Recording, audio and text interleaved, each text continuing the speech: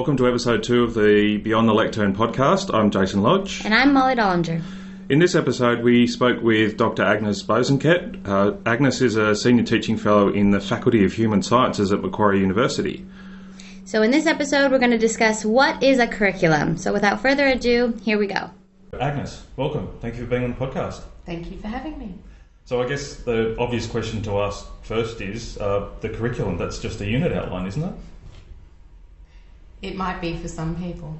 All right, so can you give us a sense of, we're obviously talking about this paper today, can you give us a sense of where you sort of started with this and thinking more carefully about the way that people actually think about curriculum in a higher ed context? Yes, so I co-authored this paper with my colleague Sharon Fraser, and it was published 10 years ago.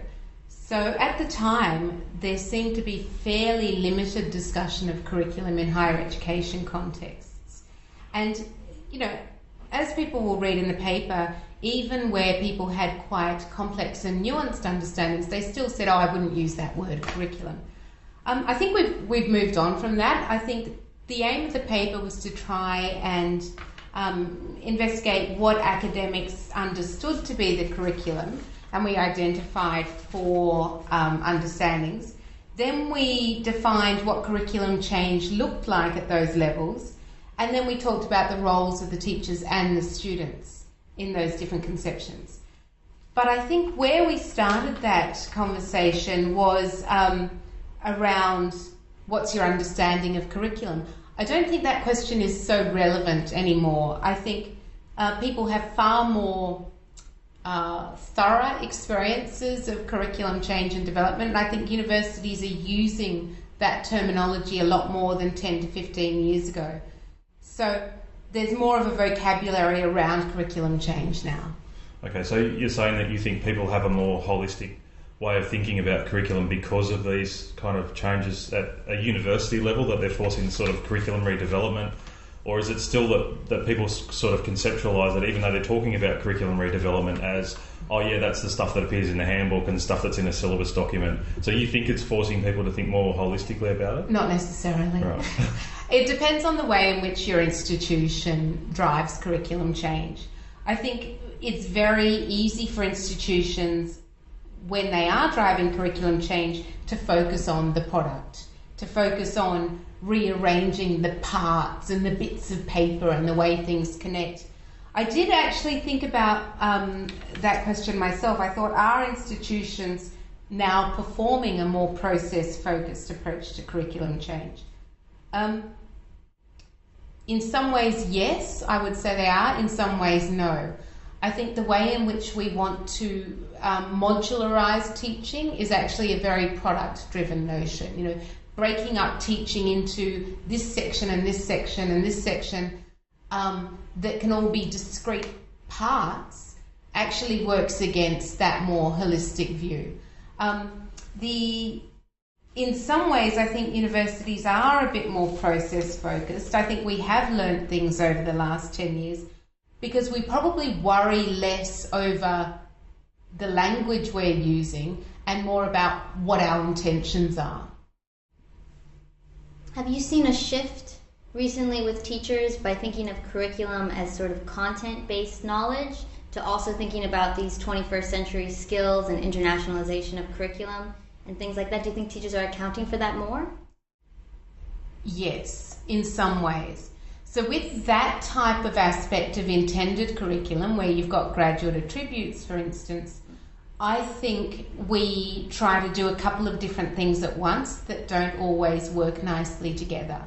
We are trying to have a very market-driven employability agenda going on, where we do think about the skills students need in a possible future career that may not exist yet.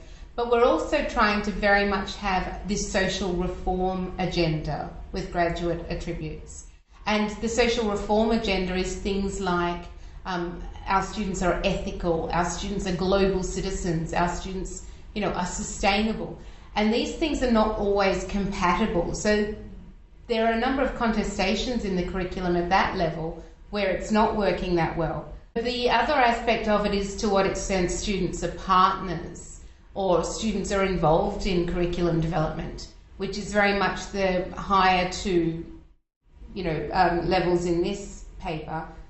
I think we sometimes do that well, but for the most part, it's easier for universities when teachers drive the curriculum. It's also easier for universities if sessional staff, for example, are not involved in the development of it. So I do think we tend away from involving students and even our own teaching staff, who are sessional and casual, from being involved in the development of the curriculum. I think the tendency with universities and the sorts of imperatives we have now around measuring performance and quality assurance and audit type questions means that we need to determine curricula with longer timeframes in mind. So, if you want to teach a course in 3 years' time, you need to have already decided what your assessment tasks are, what your learning outcomes are, what the word limits of tasks are and the weightings and things like that. So we don't enable students to generate that stuff in the same way in which we might do ideally. But that said, there's lots of people doing wonderful work with students as partners. I don't know that it's necessarily captured by institutions at that intended level. So the framework I'm talking about with curriculum that I now find very useful is that intended, enacted and experienced. And that's from Marsh and Willis, and it's the intended curriculum is what the institution says the curriculum is. That's your graduate attributes, your university mission, those high-level thinking about this is what we are teaching. And it might be your teaching and learning strategy and all of that stuff. The enacted curriculum is what your teachers are actually teaching, which, as you can see, can be a bit different from what your intended curriculum is.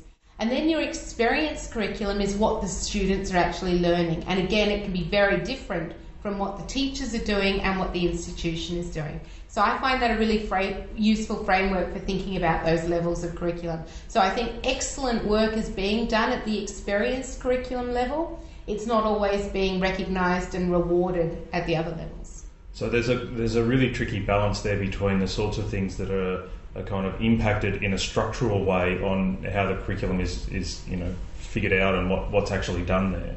I guess part of that is from the university, part of that's also going to be from accrediting bodies and other groups that have some sort of say over what actually gets represented there.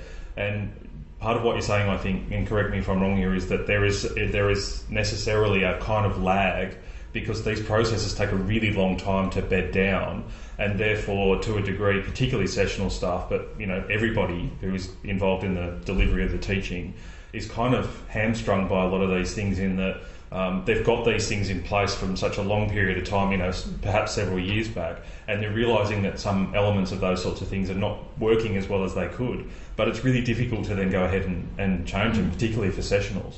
So do you think there's some way that will get resolved, or is this sort of something that we're going to be stuck with for a while longer? I mean, what's your sense of that? I think it's something that can be resolved. I don't think we're there yet. I think universities differ in the level of flexibility they will allow their teaching staff.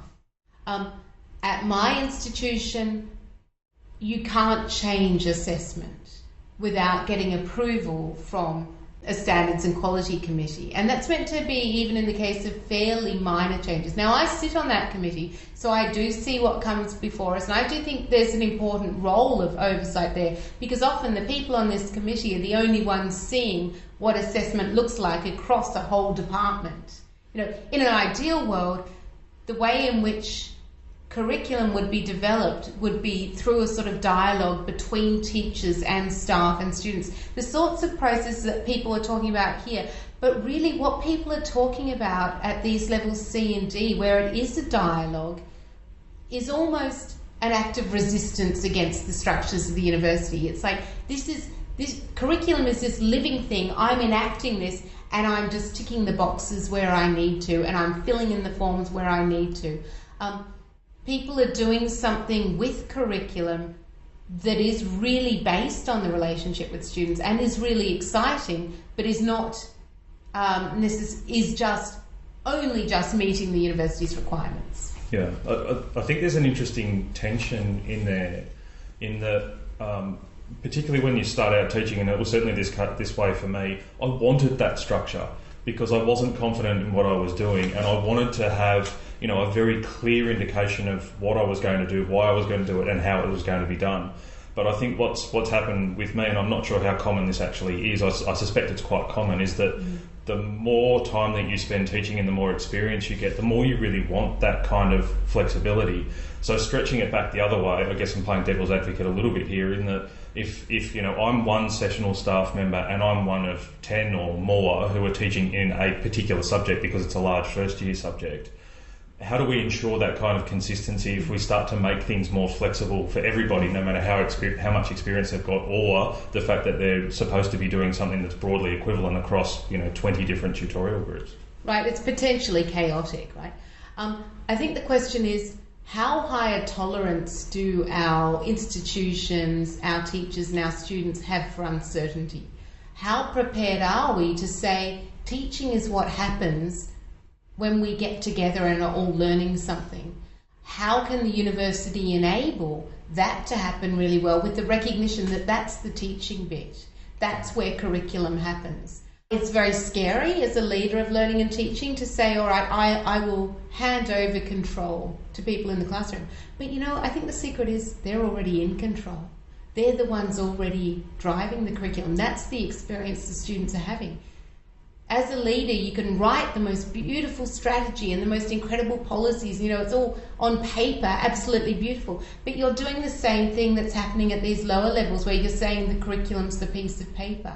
If you acknowledge that the curriculum is the dialogue with the students and between the teachers and with all of those external forces coming into play, you're not in control of that anyway. So you need to have a very high tolerance for uncertainty, and you need to relinquish control, and you need to say, I can't be in the driver's seat of curriculum. It's going to happen.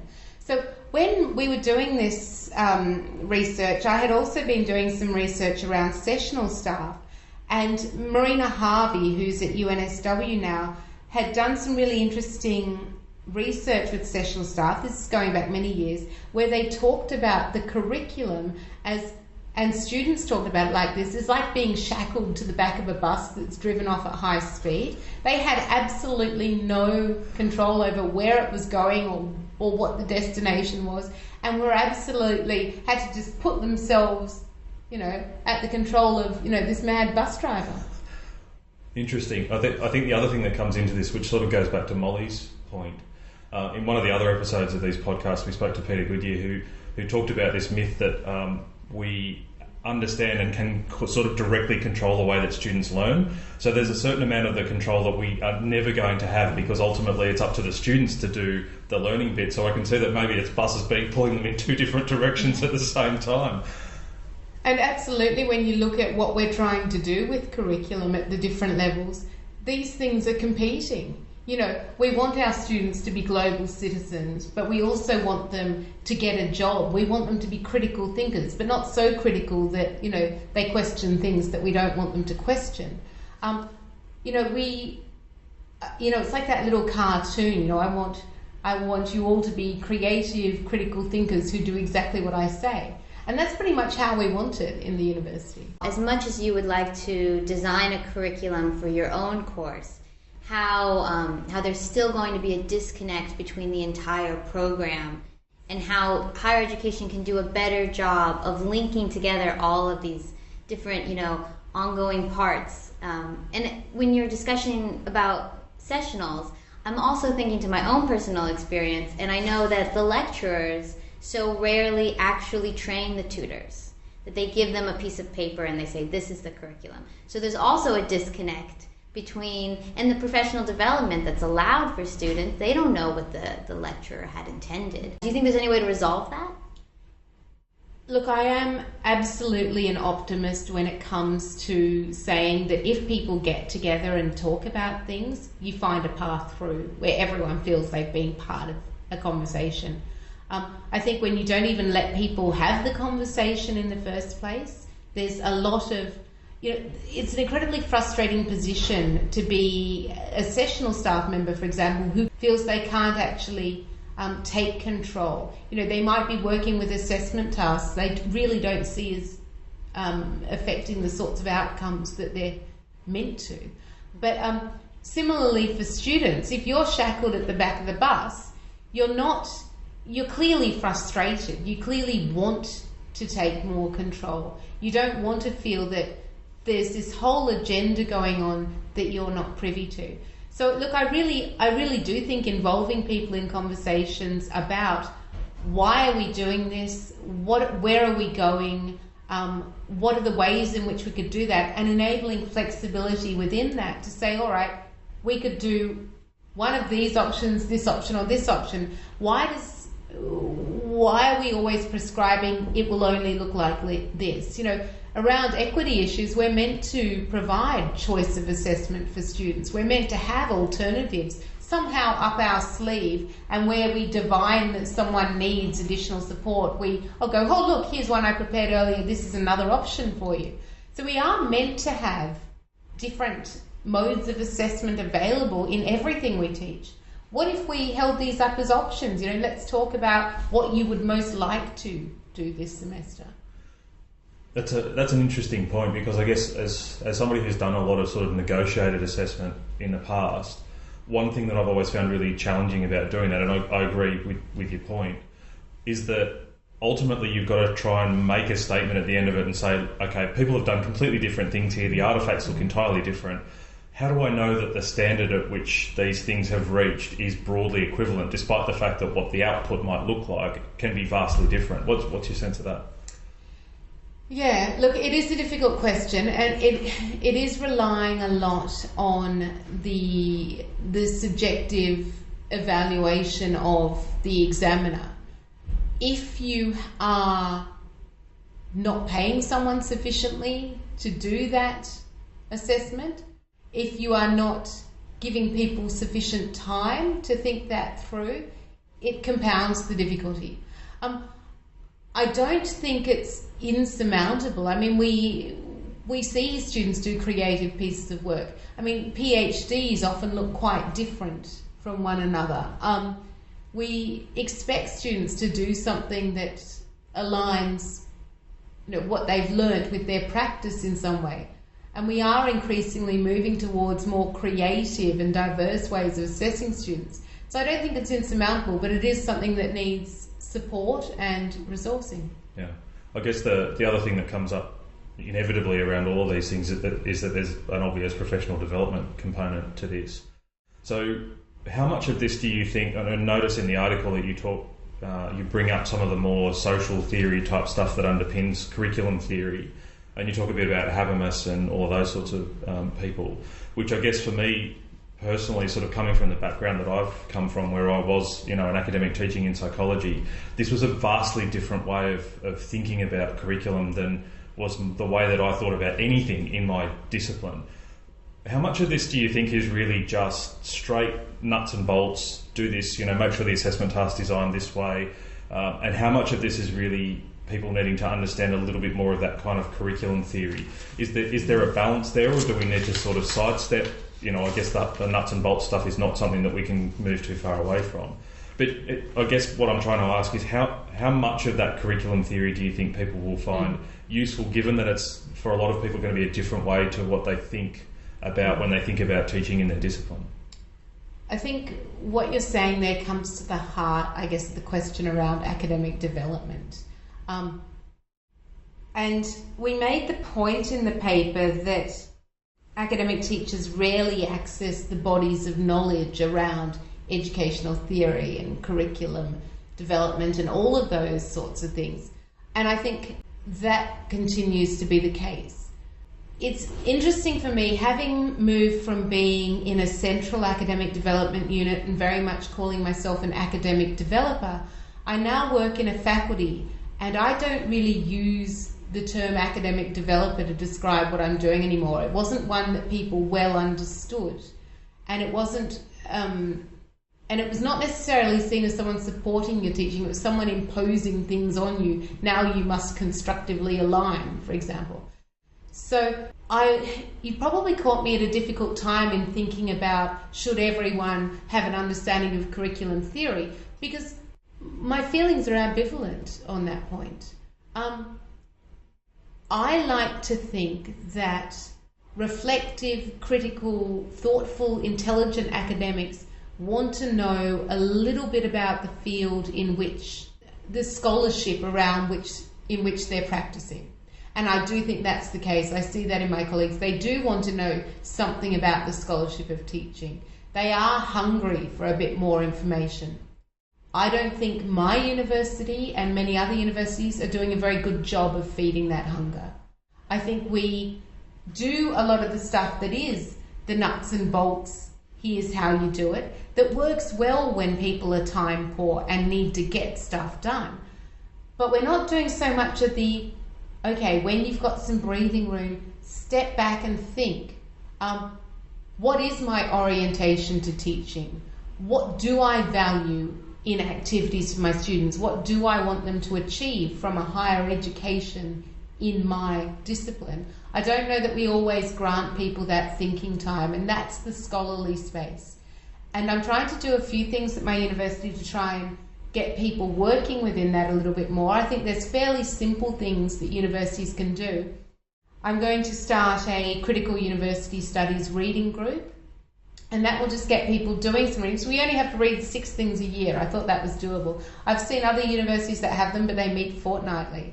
And I think that's pushing it a bit in terms of how much you can read. Very ambitious, and it's wonderful to have that. But I thought I'd try once every 2 months and see how it goes. So getting people to do some reading. My university is also moving more towards the Higher Education Academy fellowships, and I think that gets people thinking about their approach to teaching. I don't think it replaces professional development. I think it's a recognition, but it's not a professional development process. So one thing I'm mourning very much is the loss of a centralised learning and teaching unit at my university and the gap there in terms of professional development. That's something that other institutions are doing well, and I think it's a really important space. And as somebody who benefited from the professional development that was offered at your university, I can understand why. It was really, really good. Sounds to me like what you're saying is academics are quite interested in improving their teaching, but that they don't really have the time and the resources to devote to improving it or learning more about their teaching practice. Do you think that has something to do with the way academics are promoted? Do you think we should emphasize teaching more? Look, we've got a new promotions policy at my university. The first applications are due in soon, and this is a model that uses Boyer's scholarship and also includes a leadership and citizenship aspect. And looking at the policy, you can be promoted on the basis of your teaching at my university in a way people haven't necessarily been previously. But whether the policy that looks lovely on paper changes the way in which promotions committees promote people remains to be seen. So I often think academics only have one way of evaluating the value of another academic, and that's to look at their research. And academics are often frequently appointed and promoted on the basis of their research, even if that's not necessarily relevant to their job. So we now have scholarly teaching fellow positions. These are level A, 80% teaching load continuing positions. These were an attempt to move away from entrenched casualisation, to say, we want to give you the benefits that come with being a continuing staff member and, recognise that and support that. And there are positions from which you can be promoted. But a lot of these 80% teaching staff members were appointed because of their research promise or their research potential, even though that wasn't what they were doing. So I do think universities have a bit of a problem there. It requires a big shift in practice. I'm looking forward to seeing what happens around changing, and I think as we're starting to have more teaching focused positions, we will need to look more carefully at promotions policies and how well those are being enacted. But I would say one thing that's a general trend around people who are academic development type people, and that is that a lot of these positions are increasingly professional staff positions rather than academic staff positions. And I think this is dangerous in terms of making a space for that scholarship of learning and teaching that I was talking about earlier. Because I think if you want people to be scholarly, and you need professional development that promotes scholarship, and scholarship is a part of an academic's role. Yeah, so I think that's an important point. And going back a step to what you were just talking about in terms of promotion and those sorts of things, I guess one of the challenges is always that in research it's relatively straightforward, right? You've got this many, this much grant money, you've got this many papers, and right, you've got all your metrics. Right, your H-index. Whereas when we think about the teaching side of it, that's always been really challenging, and something that we've written about is problems around student evaluations and how those can tend to drive what we're doing in teaching in the wrong directions, and we don't want to challenge students because we might piss them off, and all of these sorts of things. So where do you see that going? I mean, we're seeing a growth in peer review, but if we're thinking about people doing really good things in their curriculum design, how do you see that sort of captured so that people can go, all right, I'm doing some really neat stuff? So that's a really good question, and I'm glad you mentioned peer review because that's another part of my job right now. I've been given the task of implementing compulsory peer review across an entire faculty. And I'm trying to make it something that I've got representatives from each department. Being an academic, I've said, hey, let's form a working party, so we're doing that. But it's something that's going to be very much based on collegial conversations. And the model we've developed for it has 3 levels. And the first level is around iLearn practices. So that's their online, we use Moodle, their practices in their online teaching. And we've developed a thing called Commons, so everyone can see everyone else's units, online units. And so we will provide some templates and things that have been developed as part of OLT projects to do peer review at that level. We then have peer review of curriculum practices level, and it does include teaching strategies, but it also includes the things that I've said are just the bits of paper, but it also includes things around purposive curriculum. So if you want your students to have undergraduate research skills, that's the sort of level at which you peer review that sort of stuff. And then the final one is more what we think of as peer observation of teaching, and we are doing some review of that as well. So that is one way. There will be whole conversations happening where you have evidence of what you've done that are collegial and that are not intended to focus on performance at all, that are focused on what's going well here, what can we do more of, and talking about it in teams. So this operates at both a unit level and a program level. In terms of how people recognition for the excellent stuff people are doing, I often think that's a problem because I think so many teachers I know do fantastic stuff in the classroom almost despite their institutions. And I think they see it, and I think their students see it, but they don't always talk about it with other colleagues. So the point of getting peer review and getting people to talk to each other about their teaching is a way of starting that process of recognising excellent practice. I think that there's a nice segue back to your kind of last point about the scholarship side of it. So do you think, is your sense from a lot of those people that they're doing a lot of these things sort of intuitively, that they're excellent teachers despite not necessarily having a lot of expertise in higher education? So I'm thinking of Caroline Craver's 3 categories of teaching excellence, teaching expertise, and then scholarly teaching. Do you think that there's something in there that we've got, potentially a lot of people who are doing excellent stuff but have absolutely no idea how to frame it or how to actually explain it or how to draw on evidence to say, this is the reason why we think that this is working? Is that the kind of thing that you're talking about? Yeah, so we do have a whole lot of people who don't have a language to describe what they're doing. And at the points in which they need to get that language, say when they're applying for another job or they want to be recognised in some way through promotion or fellowship of the Higher Education Academy or something like that, they start looking for that language. I think there are always people who will look for scholarly work in relation to their practice. Although I would say that, with sessional staff, we are not providing the recognition and reward necessarily, so they don't have necessarily that same impetus to seek that out. And I think if you can start to have ways in which scholarly teaching is embedded in our practice. So I do some things now where I do community of practice groups, and we start with fairly simple stuff, but things like the teaching perspectives inventory. Everyone does that, and they think, what is my orientation to teaching?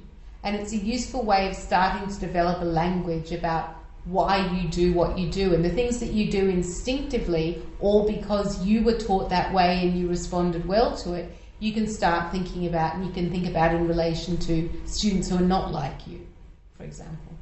What do you think the role of technology might have in bringing people together as far as building communities of practice or supporting teachers? Because I think the hot phrase nowadays is all about flexible options, and maybe someone wants to do professional development but they don't have time 9 to 5. So what do you think technology might bring to it? Yeah, look, I think the technology one's really interesting, because I think that's where this paper dated, right? Where we talked about, teaching with the internet. It's like, oh dear. But look, I really like teaching online, and I enjoy, for example, using Twitter as a professional learning space. And so I really like that stuff. I don't think it replaces being face-to-face. I think it adds a really nice additional dimension to it. And I've had very good teaching and learning experiences that have been entirely online. But they've also, for me, it's important that they feel embodied in some way and that they feel personal. So one thing, I was talking with a colleague about her work, and one of the things she does with feedback to ensure she has time is record to, do all her marking, is record a quick voice memo. So, Mollie, in this essay, I really liked how you blah, blah, blah. And the students get that. It takes her, 10 seconds to say that, but it feels personal. So I think what you want to do in online spaces is also have that connection at the level of the individual. And it's relatively small things that will do that. But, on Twitter, I feel like a person. I feel that people interact with me in really personally engaging ways, and ways that are, I thrive in that space. So, and, on a blog now, I'm really enjoying the sorts of engagement I get with people and the conversations that generates. And they generate face-to-face conversations too. But I think it's very much about that sense of making sure people feel that they are embodied people interacting with other embodied people. Well, hopefully podcasts can do a bit of that as well, right? So going back to that idea, I mean, you've mentioned that things have changed a little bit since the paper came out. So in there, you actually talked a little bit about this idea of fashions in curriculum. So we've seen a lot happen in that time. We've seen MOOCs, we've seen flipped classes, we've seen various other technology or not technology-driven things. What's your sense of where we are in terms of the fashions that we're seeing now? I mean, which ones of those do you feel are kind of really faddish and will possibly disappear if we were to have this discussion again in another 10 years? And which ones of them are things that you think, oh yeah, this is something that's really going to take off and is really going to help us think about what we're doing in curriculum into the future? I mean, that's a tricky question, because it does involve a bit of reading the tea leaves and saying, here's what I predict for the future. So I will give you a couple of predictions for the future that kind of, I guess, will segue into answering that question. But a couple of things that I think are going to happen more in higher education is there's going to be more engagement with students' networks. We're not going to only talk to students about student work anymore. We are going to start to talk to their families, for instance, their parents who might be footing the bill, their employers if they've already got work, better communication with host supervisors in work integrated learning, and all of these sorts of things. And one of the reasons I say that is because I have 2 children, one in primary school and one in preschool, and I am far more involved in conversations with their teachers now than I believe my parents were when I was at school. So with my daughter at primary school, we have parent-teacher interviews every 6 months. With the one at preschool, we have them every 3 months, so we have 4 a year. And before people start thinking, oh, well, that's preschool and primary school, things are very different, I actually think a lot of the things we're doing start to impact across the different levels of education.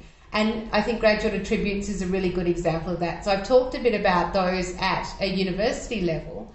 My daughter's school recently released a list of graduate attributes, and they will be critical thinkers and global citizens. It was all very familiar. And then my son's preschool have released, a statement around how they want the children to develop as global citizens and critical thinkers. So I think we are starting to use more of the same language. I mean, when this paper was written, we didn't really talk about curriculum in higher education. It's now the bread and butter of most academics' work. They know what the curriculum is and they know what they need to do. It's no longer a vexing question where someone says, curriculum, I'm never going to use that word. You don't have a choice.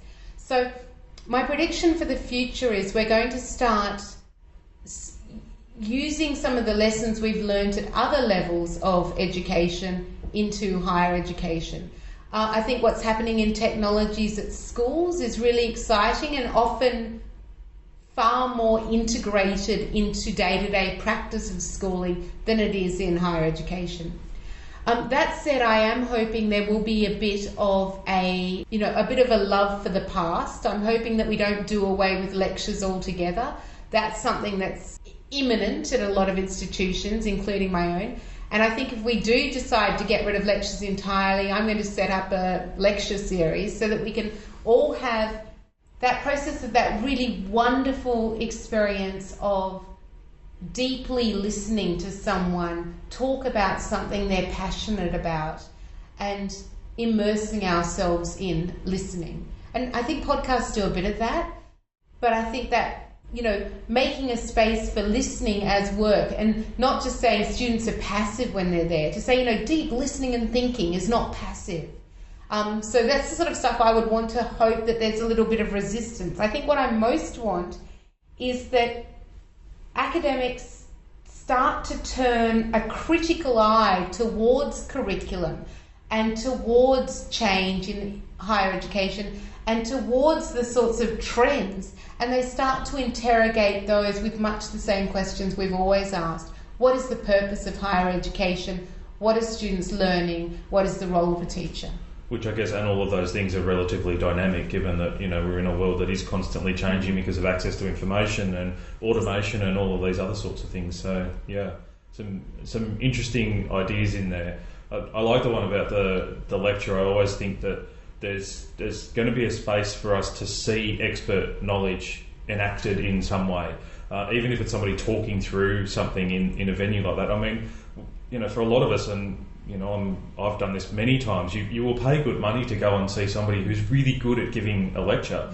That doesn't mean that it's for everybody. So I think one of the things for me is that it's always a little bit about, as an individual teacher, we need to also make decisions about what works best for us. And often we don't necessarily systematically include ourselves as part of the situation that we're dealing with. So if I'm not really very good at delivering lectures, then maybe I should think about doing something slightly different so that I'm getting the best of my time and the students are getting the best of that situation that we can Or set maybe up we use the expertise of different groups within a teaching team. So, so-and-so's awesome at lecturing. This other person uses the active learning space really well. This person doesn't know how to turn on the computer, but, this other person, does some great stuff with post-it notes. Can we start looking at how teaching teams work together to teach that way and actually say, we don't all have to be really good at everything. We can showcase what this particular teacher is really good at. And there's people who can do chalk and talk stuff and you're blown away. There's people who, talk through something that some other people would make sound really dry and you're like, that's fantastic. So there is a space for that, but I think we harness each other's strengths is the best way to go. And adding to the confusion, as you've mentioned before, is including not only parents but also future employers in the conversation. Do you think teachers will be receptive of someone coming in from KPMG or coming in from a major engineering company and saying, I want graduates who have these skills? Do you think people would be interested in that, or do you think that would cause issues? I think there are disciplinary differences there. I think there's a lot of disciplines where they already do that.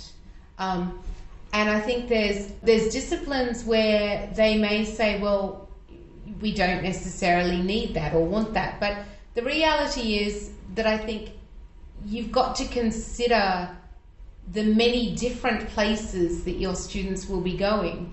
I also think that it's important, if you include employers as part of the conversation, that they realise there is another aspect to it that they're not thinking about necessarily. So if you're talking about your degree in ancient history, for example, or your degree in philosophy, and as someone whose undergraduate degree was in English literature, I think, I think the humanities and the arts is a really important place for study, But I guess I'm hesitant because I'm concerned that the push towards employability is framing higher education in particular ways, and we're not putting the critical thinking behind that. Like, is this the only way in which we are conceiving the purpose of a higher education? What else is a higher education good for? And what other imperatives are there to study? So Chris Russ talked about the economic argument for higher education is just not really adding up. Students aren't getting value for money and getting a job that's making the financial investment worthwhile. But are there some other outcomes that do make it of value? And I mean, I'm also conscious that this is a really difficult argument to have, because if you're not a part of the economic system, are you, is it to your own detriment? So I still think universities are very much in a space where we are trying to hold competing values and priorities simultaneously. We are trying to have it all a bit at the moment. I don't think I necessarily share the gloomy view of higher education and these sorts of apocalyptic visions of how no one will need to go to university because you can just do it all yourself. I actually think there is a really strong value for the collegial nature of university and for the scholarly structure of university. But they are difficult questions because universities need to articulate that more clearly. What are we for? Yeah, which I think, for me, what tends to put a lot of this stuff into perspective is this idea of the useless class. I don't know if you've heard any of these sorts of things, and there are actually parts of the world where there are serious discussions now about this idea of a universal basic wage and these sorts of things. So it seems to me that we're already starting to have this narrative around, okay, a lot of stuff is really going to be automated, and again, we've heard today that lawyers are going to be potentially automated in the not too distant future. So to me, it seems more like this employability thing is not necessarily a really nice fit with that. I mean, maybe it never was, but I can't quite see when you've got people on one hand saying there's going to be a lot of people who just simply won't find work anywhere and that we need to introduce a universal basic wage or start thinking about it, and on the other hand saying, oh yeah, students come to university and we've got to make sure that they're employable at the end of it. I mean, what does employable even mean in 2060s? That's when the students that we're seeing coming into university, they're still going to be supposedly in the workforce in the 2060s. What's it even going to look like then? That always confuses me about how those things fit together. Yeah, and the close tie between employability and employment, and I don't know that we always separate those out well. And we have, I always think about, say a global financial crisis and what universities can do then if no one's getting a job. If your graduates are not getting jobs because there are no jobs, how can you define your worth if you've, tied yourself to the employability wagon? Because, without jobs, your graduates won't be employable because there's no employment, right? So I have read some really interesting scholarly work around employability versus employment. I'm not yet entirely convinced that at the level in which we talk about it at uni, we mean different things. I get they're different and they can mean different things, but it's coming back to that idea of, scholarly thinking about something. I don't think the general usage is that they mean different things yet, especially when, as institutions, we measure employability by, graduate destinations. Yeah, which is problematic for a bunch of different reasons, right? So I realise that we've been talking for quite some time. What I've done a couple of times in other episodes is that we've asked people, what they're excited about or what they see in the near future, so we can sort of end on a positive kind of note, right? So is there anything that you're particularly excited about at the moment, whether it's related to curriculum or not? What gets you up in the morning? I Gets you excited am an about optimist about higher education, and so I mentioned I started a blog, The Slow Academic, and so I started this blog because I wanted to start thinking about that space for being a critical voice, for being someone who's reflective and thinks about things, and as things are happening, instead of just going, that's an interesting thought I've just had, finding some way to actually articulate those and link things together. And I've been having some really interesting conversations with people, and it really is about academic life as a whole. So it's not just about curriculum, but it is part of being an individual within a system and trying to make sense of the fact that you've got to hold contradictory things in mind simultaneously. It's like that idea of work-life balance. I mean, there is no balance. You don't have your work and then your life. You only get one thing. And, so your work life, it's your life work or whatever. Does that make sense? So I really wanted to make a space for thinking about that and having conversations with people and articulating my own thoughts. So what I'm really excited about at the moment is just the way in which blogging and thinking has also opened me up to more ideas of, here are things I might do within my university to make space for that, like having a reading group, like starting a community of practice around teaching focused staff members, and just simple ideas that involve people getting together and talking, whether it's face-to-face or on Zoom. We do quite a lot of that as well, and you can have good discussions about reading in that sort of space too. So those are things I'm really excited about at the moment. More talking with people, more thinking about things, and more asking difficult questions. Oh, I like that. Nice positive note to end on too. So thank you, Agnes. Thank you for taking the time out to chat with us. It's been great, as always.